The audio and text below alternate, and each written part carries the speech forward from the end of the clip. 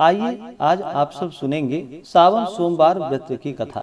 तो बोलिए प्रेम से भगवान भोलेनाथ की जय। प्राचीन काल की बात है कि एक नगर में एक वैश्य रहता था जो बड़ा ही धनी एवं ऐश्वर्य युक्त था, जिसके कारण उसे किसी प्रकार का कोई कष्ट या दुख न था।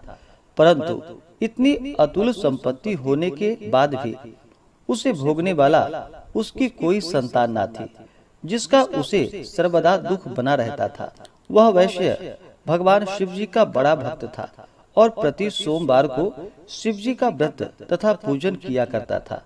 उसे विश्वास था कि भगवान शिव जी का पूजन करने से मुझे एक न एक दिन पुत्र की अवश्य प्राप्ति होगी, जो मेरे इस अतुल धन का भोग करेगा।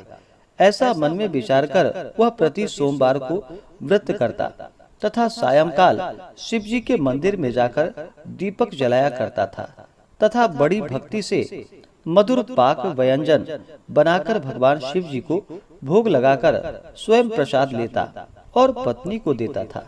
उसे ऐसा करते देखकर भक्त वत्सला देवी पार्वती से न रहा गया और वे भगवान शिव जी से बोली कि हे भगवान, यह वैश्य आपका प्रति सोमवार आपका व्रत करके सायंकाल दीपक जलाता है तथा इस प्रकार बड़ी भक्ति भावना से पूजन करता है, अतः आप इसके दुख का निवारण शीघ्र क्यों नहीं कर देते। तब पार्वती माता की बातें सुनकर भगवान शिव जी बोले कि हे देवी, इस वैश्य के तो पुत्र नहीं है, यह इसके पूर्व जन्मों का ही फल है।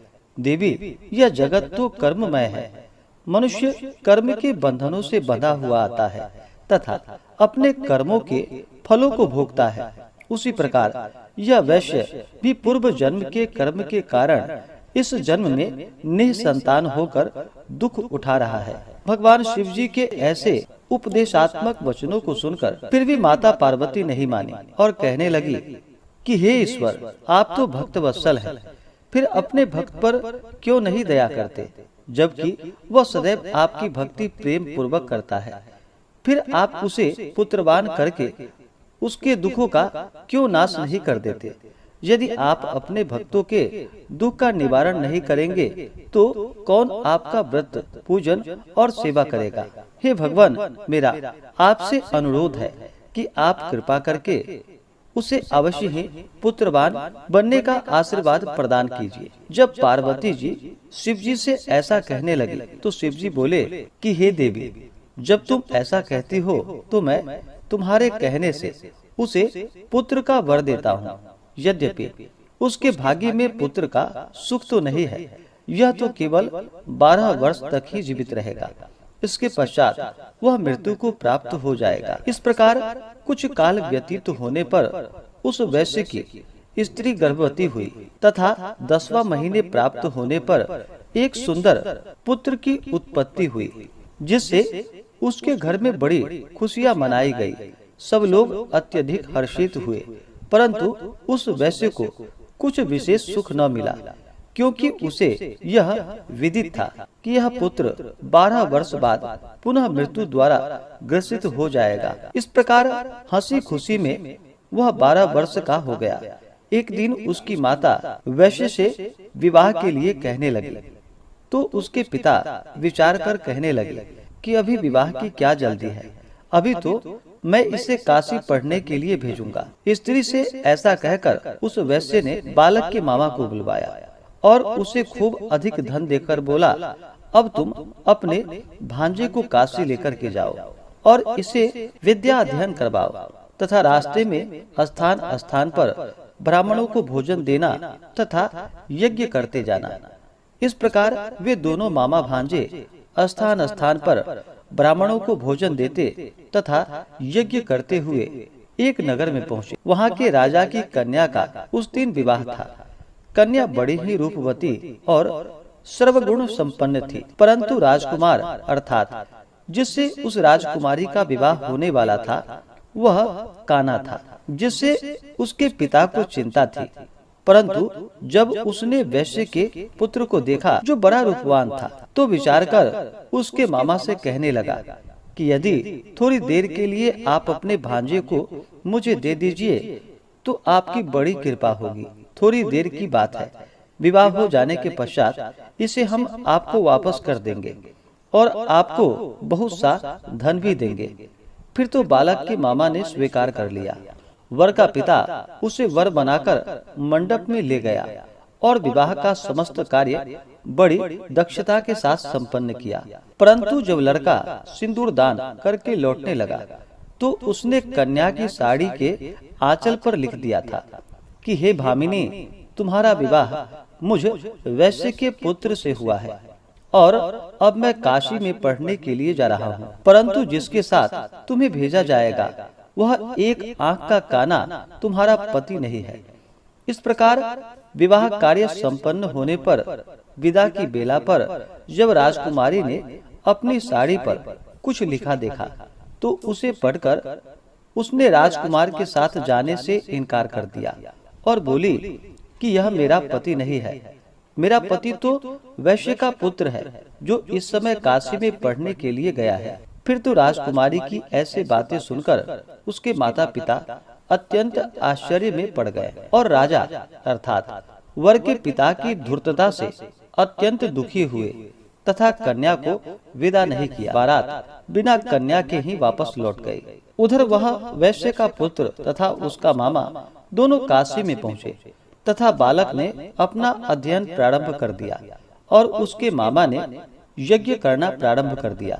इस प्रकार कुछ दिन व्यतीत होते ही लड़के की अवस्था जो कि 12 वर्ष पूरी हो गई। उस दिन यज्ञ हो रहा था। उस बालक ने अपने मामा से कहा, आज मैं कुछ अस्वस्थ हूँ और सोने के लिए जा रहा हूँ। ऐसा कहकर वह जाकर सो गया। परंतु उसके सोने के थोड़ी देर बाद ही उसके मामा ने आकर देखा तो भांजे को मरा हुआ पाया, जिससे वह अति दुखी हुआ। परंतु यज्ञ हो रहा था, इसीलिए यज्ञ विध्वंस के भय से चुप रहा और जब यज्ञ कार्य समाप्त हो गया तथा सब ब्राह्मण चले गए तब वह खूब जोर जोर से रोने लगा। उसी समय भाग्यवश पार्वती जी सहित भगवान शिव जी उधर से जा रहे थे कि तभी पार्वती जी ने करुण रुदन सुना, जिसे सुनकर उनका हृदय द्रवित हो उठा और वे शिव जी से कहने लगी कि हे कृपा निधान, देखिए तो कौन इस समय इतनी करुणा से रुदन कर रहा है। आप वहाँ चलकर देखिए वह क्यों रो रहा है। तब पार्वती जी का ऐसा आग्रह सुन करके भगवान शिव जी उस स्थान पर गए जहाँ पर उसका मामा अपने भांजे को लेकर रो रहा था। फिर तो पार्वती जी ने उस बालक को पहचान लिया और बोली कि हे महाराज, देखिए तो इतना सुंदर वह वैश्य का बालक मरा जा रहा है जो आपके वरदान से हुआ था। भगवान शिव जी बोले कि हे देवी, यह बालक अपनी आयु समाप्त कर चुका था और फिर मर गया, इसमें किसी का क्या दोष। पार्वती जी ने कहा कि हे देवादिदेव महादेव, हे भगवान भोलेनाथ, जैसे आपने इसे अब तक 12 वर्ष की आयु दी थी वैसे ही जीवन पर्यंत के लिए और आयु दे दीजिए, नहीं तो वह वनिक पुत्र के वियोग में मृत्यु को प्राप्त हो जाएगा। तब पार्वती जी के ऐसा कहने पर भगवान शिव जी ने वनिक पुत्र को जीवित कर दिया। इस प्रकार वह शिव जी के वरदान से जीवित हो गया और शिव पार्वती पुनः अपने धाम को वहां से अंतर्ध्यान हो गए। फिर कुछ दिनों के पश्चात वह बालक अपने मामा के साथ अपने नगर की ओर चल पड़ा तथा चलते चलते पुनः उसी नगर में पहुंचा जिस नगर में राजकुमारी के साथ उसका विवाह हुआ था। वहां पहुंचकर उसने यज्ञ करके ब्राह्मण भोजन करवाए, जिससे भोजन करते जाते हुए पंडितों द्वारा राजा को यह खबर लगी कि काशी से कोई वैश्य पुत्र आया है जो यज्ञ करके ब्राह्मण भोजन दे रहा है। राजा उसे देखने के लिए गया और वहां पर उसने स्वयं अपने जामाता को देख लिया तो अति प्रसन्न हो आदर के साथ अपने महल में लेकर आया और कुछ दिन तक रखकर खूब आदर सत्कार किया और पुत्री को खूब दान दहेज सहित उसके साथ विदा कर दिया। तब वह वनिक पुत्र स्त्री सहित मामा के साथ अपने नगर की ओर चल पड़ा। जब वे लोग घर के थोड़ा नजदीक आए तो मामा ने कहा कि मैं जाकर पहले अपनी बहन को तुम्हारे आने की खबर देता हूँ, जिससे कि वे वधु सहित तुम्हारा स्वागत कर पाएं। इधर वह वैश्य अपनी स्त्री सहित छत पर जा बैठा था कि यदि मेरा पुत्र काशी से लौटकर नहीं आएगा तो हम लोग यहीं से कूदकर अपने प्राण दे देंगे। परंतु जब साले ने आकर कहा कि आपका पुत्र कुशल से अपनी स्त्री सहित आ रहा है, आप लोग विधिवत उसका स्वागत कीजिए। साले की ऐसी बात सुनकर वे लोग अति प्रसन्न हुए और बड़े आदर के साथ पुत्र और पुत्र वधू का स्वागत किया और अति प्रसन्न हो सोमवार व्रत करके भगवान शिव जी का विधिवत पूजन और वंदना किया। इसी प्रकार से जो भी भक्त सच्ची श्रद्धा के साथ नियम और निष्ठा के साथ सोमवार का व्रत करके भगवान शिव जी का पूजन करते हैं, कथा श्रवण करते हैं या दूसरों को सुनाते हैं, वह सभी प्रकार के कष्टों से छूटकर अपने सभी प्रकार के मनोरथ को भगवान शिव जी की कृपा से सिद्ध कर पाते हैं।